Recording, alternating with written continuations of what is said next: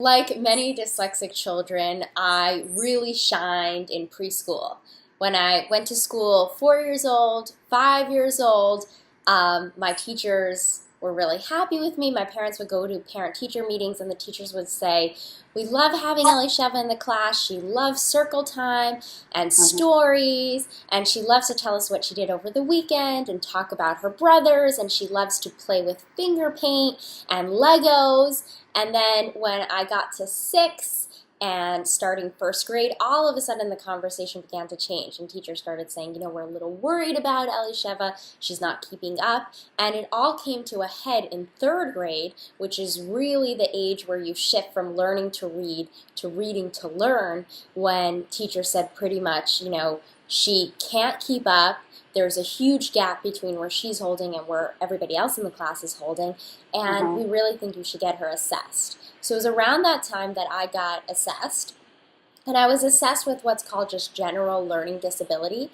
And when I got that assessment, it did very little to help me, my parents, and my educators really understand who I was as a learner.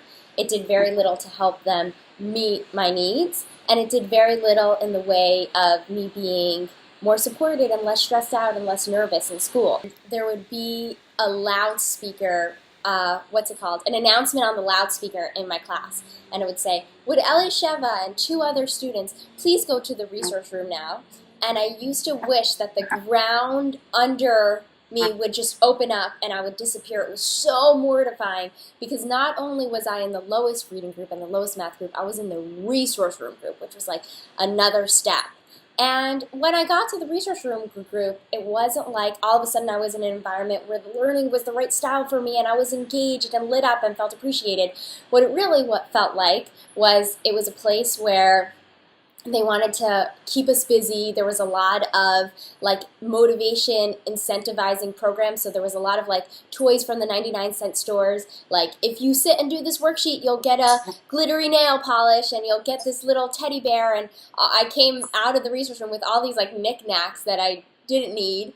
And it was mortifying, and it was more focused on doing the things that I had a difficult time doing. It wasn't a positive experience. And so all these frustrations in school began to manifest behaviorally.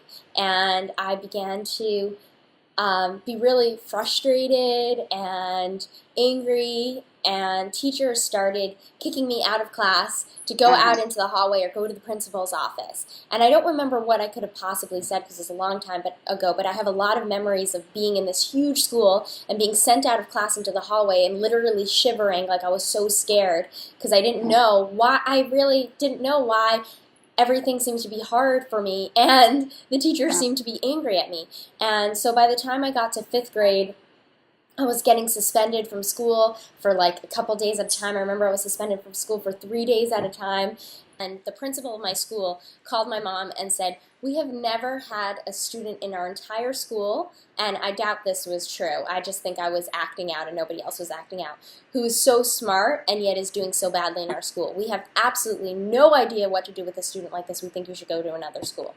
But when I was in high school is really the point where I had my rock bottom moment, and the pressure really got to me. My whole body actually shut down, and I got sick for 6 months. There's constant talk about getting into good university, and the university that you pick will put you on the track for life and give you the opportunities. And in America here, we study for the SATs, which are your standardized tests that will get you into university.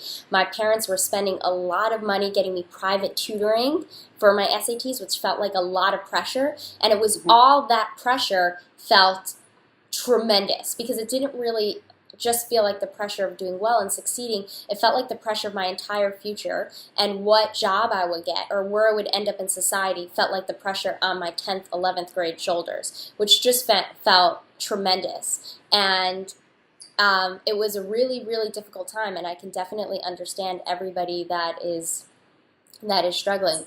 To fast forward a bit, I ended up going to university and studying cognitive science and psychology to try to make sense of my experience. And when I went to school, I was really fascinated by the experience, and it gave me a lot of tools, and it opened me up to research and data and a lot of the terminology about what was going on. But I was also really frustrated that it was these ideas were talked about as if these students have the same things going for them as every other student, but then they just struggle in some areas. And we just need to fix those areas and we can make them, quote unquote, normal. And that's not the way I felt about who I was as a learner. I always felt like I had all these skills and abilities that a lot of my friends didn't have. And also, there were a lot of areas in school that I struggled that my friends didn't have, but other areas in school that I felt like I really got and enjoyed and appreciated more than other people around me. So I felt like it was a much more complex picture around human nature.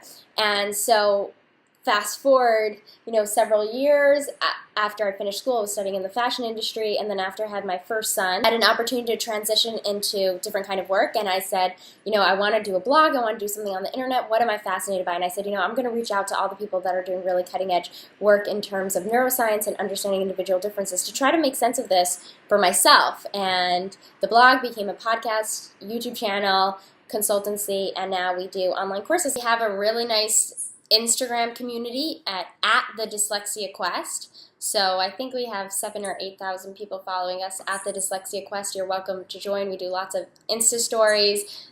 The podcast is the Dyslexia Quest on iTunes and Stitcher Radio. Otherwise, everything else is on my website at elisheva schwartz.com.